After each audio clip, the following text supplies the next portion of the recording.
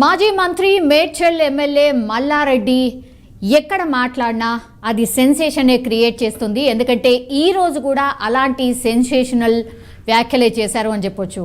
ఇకపై ఎన్నికల్లో పోటీ చేయబోవడం లేదని ఆయన చెప్పకనే చెప్పేశారు.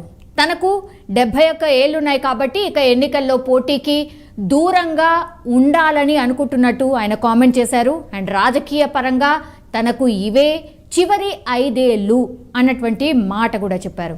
సో 5 ఏళ్లలో మీ అందరికీ మంచి చేశాను, సో సేవ చేసే అవకాశం నాకు ఇచ్చారు, ధన్యవాదాలు అంటూ కూడా చెప్పుకొచ్చారు. దెన్ మంగళవారం ఈరోజు షామీర్పేట మండలం అలియాబాద్ ఎక్స్ రోడ్ సిఎంఆర్ కన్వెన్షన్లో మేడ్చల్ నియోజకవర్గ స్థాయి సమీక్ష సమావేశం అయితే జరిగింది. సో ఈ కార్యక్రమంలోనే మల్లారెడ్డి ఈ కామెంట్స్ చేశారు. సో నియోజకవర్గ ప్రజలే తన బంధువులు అండ్ ఇన్నాళ్ళు నియోజకవర్గంలో అనేక పనులు చేశాను, రాబోయే రోజుల్లో కూడా మరిన్ని చేస్తాను అన్నటువంటి కామెంట్ కూడా చేశారు. అండ్ మంత్రి వ్యాఖ్యల వెనుక అసలు రాజకీయ వ్యూహం ఏమైనా దాగుందా అన్నటువంటి చర్చ ఒకవైపు జరుగుతుంటే కాంగ్రెస్ పార్టీ మీద ఒక రకంగా విరుచుకుపడ్డట్టే అనుకోవచ్చు. ఎందుకంటే మీరు హామీలు ఇచ్చారు, అవన్నీ నెరవేర్చే హామీలేనా, మమ్మల్ని బొంద పెడతామని అంటున్నారు, మిమ్మల్ని బొంద పెట్టే వాళ్ళు ఢిల్లీలో ఉన్నారు, ఆల్రెడీ వాళ్ళు పని స్టార్ట్ చేసేశారు అంటూ సెన్సేషనల్ కామెంట్ చేశారు. మనని బొంద పెడతాడు, మన కేసీఆర్ బొంద పెడతాడు, మన బీఆర్ఎస్ పార్టీని బొంద పెడతాడు. మీకు తొందరలే బొంద పెట్టే రోజులు వస్తున్నాయి. మీకు బొంద పెట్టేటాడు ఢిల్లీలో ఉన్నాడు, ఆల్రెడీ స్టార్ట్ అయిపోయింది, మీ బొందలు స్టార్ట్ అయిపోయింది ఆల్రెడీ. అప్పుల పాలు చేశారు రాష్ట్రాన్ని, మీరంతా అప్పులమయం చేసేశారు, అందుకే సంక్షేమ పథకాలు ఇవ్వట్లేదు అని మా మీద కామెంట్ చేస్తున్నారు.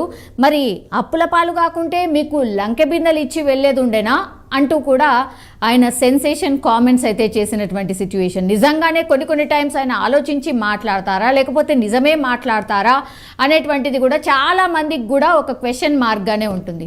అప్పుల పాలు చేసిపోయినట్టు, అప్పుల పాలు రాకపోతే నీకు లంకె బిందెలు ఇచ్చిపోతారు, అదన్నీ మర్చిపోతారు మనుషులు.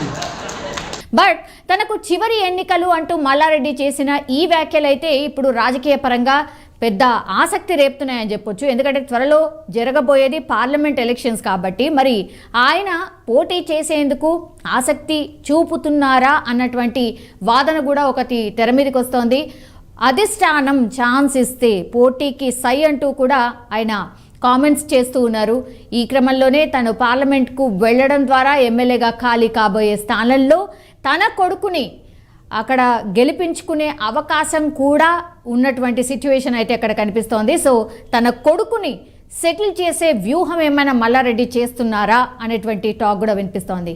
సో ఈ నేపథ్యంలోనే తాను లోక్సభకు పోటీ చేసేందుకు సిద్ధంగా ఉన్నానని, ఇవే తన చివరి ఎన్నికలు అని పరోక్షంగా పార్టీకి ఒక హింట్ ఇస్తున్నారా అన్నటువంటి చర్చ అయితే ప్రస్తుతమైతే రాజకీయ వర్గాల్లో నడుస్తోంది. మల్లారెడ్డి వ్యూహం ఎలా ఉన్నా కూడా గులాబీ అధినేత కేసీఆర్ ఆలోచన మరి ఏంటి అనేది ఒక సస్పెన్స్గా అయితే మారింది. సో ఇవే నా చివరి ఎన్నికలు, ఇక మీదట నేను పోటీ చెయ్యను అన్నటువంటి మాట చెప్తున్నారు. బట్ ఆయన కొడుకు అండ్ అల్లుడైతే ఆల్రెడీ రాజకీయాల్లో ఉన్నారు. మరి కొడుకును కూడా రాజకీయాల్లోకి తీసుకునే ఒక ప్రయత్నం ఏమైనా జరుగుతుందా? ఈయన పార్లమెంట్కి వెళ్ళిపోయి మరి ఆ సీట్లో ఒకవేళ ఉప ఎన్నికలు వస్తే వాళ్ళ కొడుకుకే సీట్ ఇప్పించుకొని గెలిపించుకునే ప్రయత్నం ఏమైనా జరుగుతుందా అన్నటువంటి చర్చ కూడా నడుస్తోంది. కానీ ఎప్పుడు ఏం మాట్లాడినా కూడా మల్లారెడ్డి సెన్సేషనే క్రియేట్ చేశారు కాబట్టి ఇవాళ కూడా అట్లాంటి సెన్సేషన్ క్రియేట్ చేసే కామెంట్సే చేశారు. అండ్ కాంగ్రెస్ పార్టీ మీద సెటైరిక్గా కూడా మాట్లాడారు. ఆయన ఏం మాట్లాడారు ఏంటి అనేది మీరు ఇప్పుడు చూడబోతున్నారు. మనం ఊహించలే కాంగ్రెస్ వస్తదని, కళ్ళలో కూడా అనుకోలే, మనము వాళ్ళు అనుకోలే, మనం అనుకోలే, బుల్చుకులు వచ్చేసింది. అయినా మనం ప్రజలకు దగ్గర ఉన్నాం, ప్రజలకు కూడా ఇప్పుడు అర్థమైపోయింది. అయ్యో ఎంత మోసపోతుంది, ఎంత ఇచ్చేస్తుంది. కానీ మాదిక్కు ఎప్పుడు కూడా ప్రజలు మాదిక్కేసి కదా. మా జిల్లాలో 7కు 7 మేము గెలిచినామన్నా, ప్రతి సీటు 50,000 మెజార్టీ తోటి తెలంగాణలో ఫస్ట్ జిల్లా, ఫస్ట్ మంత్రి, రికార్డ్ బ్రేక్ చేసిన మంత్రి మల్లారెడ్డి.